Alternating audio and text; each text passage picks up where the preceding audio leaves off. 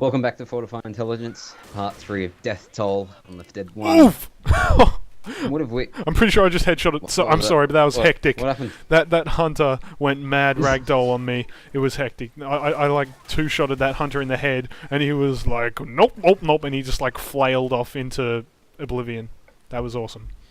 Sorry. Anyway, so Toby, what have we been talking about in the last two parts? Well, Liam asked me my opinion on a certain gaming-related topic, which was, do I think video games are too short these days? Because a lot of big $90 titles end up being about 12 hours in the end. And I just want to finish off my point, and then we'll move on to Toby's topic. Yeah, because I actually have one to ask Liam as well. If you want to hear our full opinions, watch the other episodes, the previous ones. Yep. So anyway, I'm just going to finish off with going back to The Last of Us. Yep.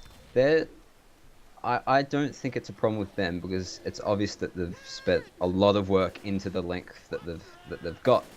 But the justification for being that short is that you get multiple playthroughs. But with such story-driven games, you just wouldn't get the same reaction out of playing it again. Honestly, like even the trophies, you could play the whole game once and not get a single trophy because all the trophies are about playing it multiple times. Oh, really?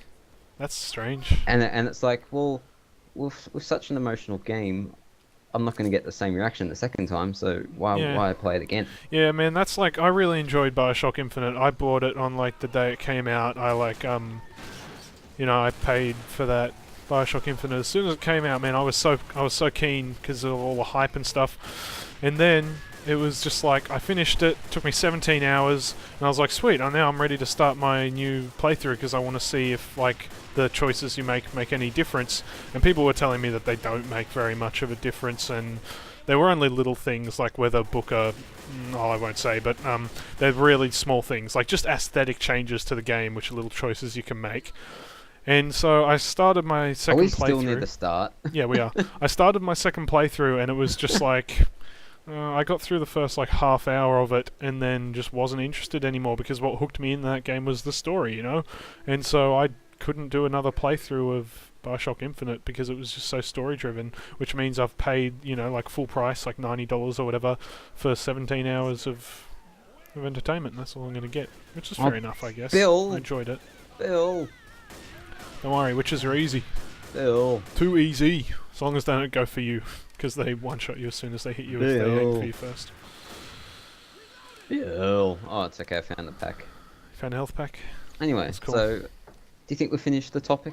I do, yeah. I think, to summarise, Liam and I both believe that games are too short these days. What do you guys think? Comment below. Yes, comments. We understand the production. The costs. These days, it takes a lot. It's a lot of money. And they use motion capture, so that takes a lot longer as well. Yep, you got to get actors and stuff instead. But it's just... Unlike for old games. They're just not very long. Yeah. It's okay if it's got like replayability and if it's a multiplayer game like this, because you'll get more hours out of it. Yeah. But stuff like BioShock and game, The Last of Us... I just feel they're too short. Yeah.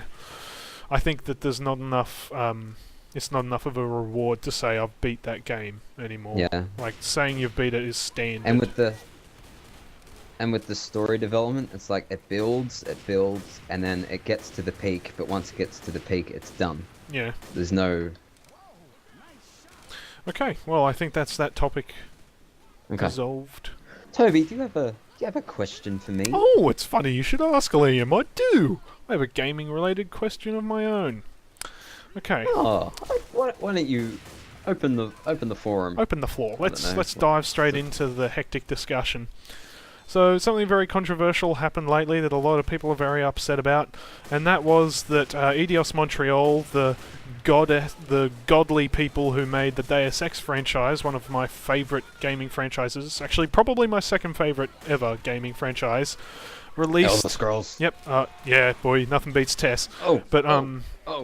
They released a new game recently called The Fall. And they tweeted about it. Did they release it or announce it? Oh, sorry, not released.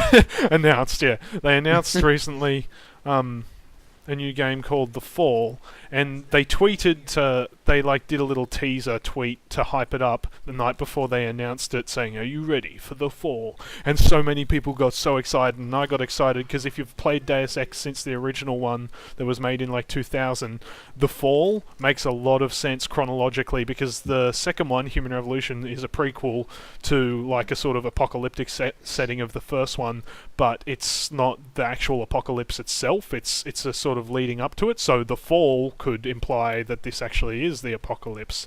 And so next morning they say Deus Ex the Fall, and everyone's like, yeah boy, and then they say for mobile devices, and everyone was like, eh? Well, I was like, eh? And everyone else was like, what the hell? Who do you think I am? I deserve better than that.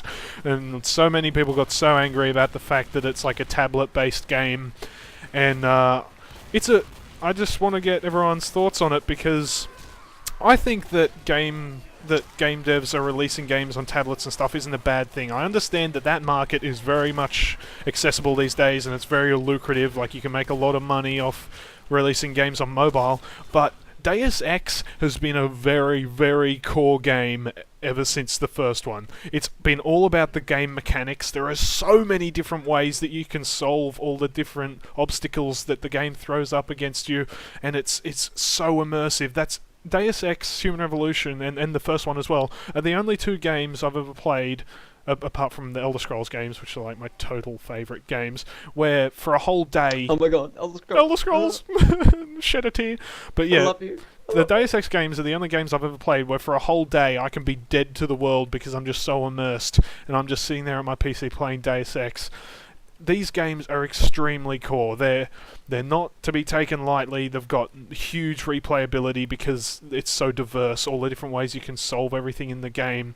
And then they release it for a tablet, and I'm just thinking, tablets they suit very casual games, because you can pick it up and go, hey, this is sort of fun, and it's a touch interface, everything's very intuitive, and then you can put it down again quickly, and that's that. You don't need to sit down and put your headset on and say, oh, don't bother me, I want to get immersed in this game, and get all set up. They should be a casual experience, or rather I think the tablets are better suited to a casual experience.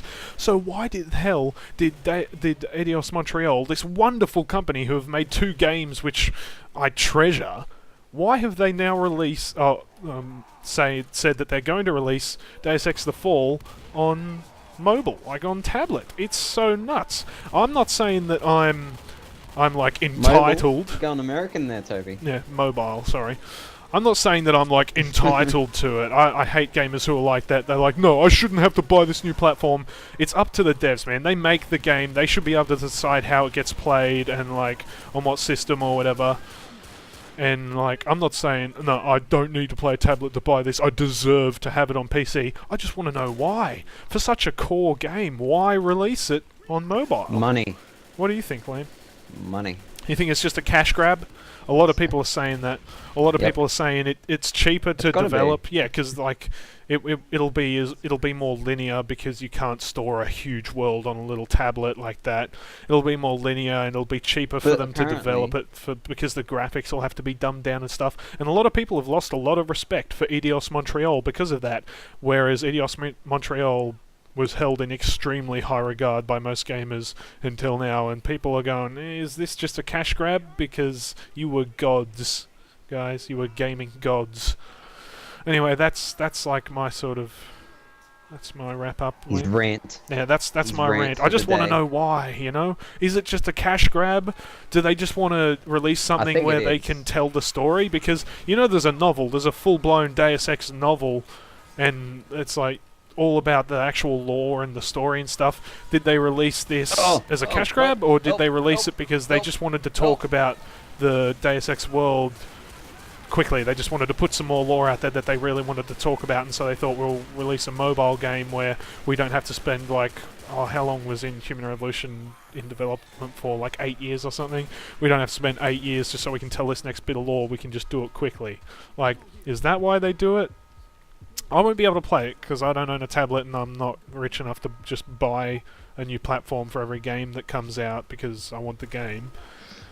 But I'm just so confused. Eidos Montreal, I love you guys so much. Why have you released such an odd I think format? it is. I think it is just a cash grab, Yeah. but apparently the production value of it is actually brilliant for a tablet.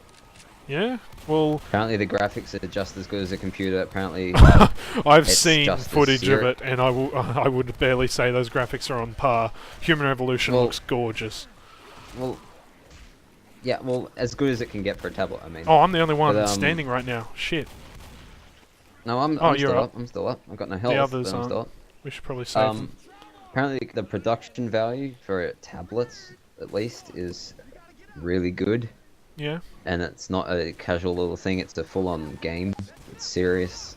But it is a tablet, and Yeah, what are it'll you be gonna do the about it? most serious game to ever get released on a tablet. I mean, Christ, they're only contending with bloody Angry Birds and Pocket Plane or whatever the hell that one's called. The arcade sort of Pocket plane? yeah, it's like an arcade plane score grabber, which is like really popular. Francis, get in the room.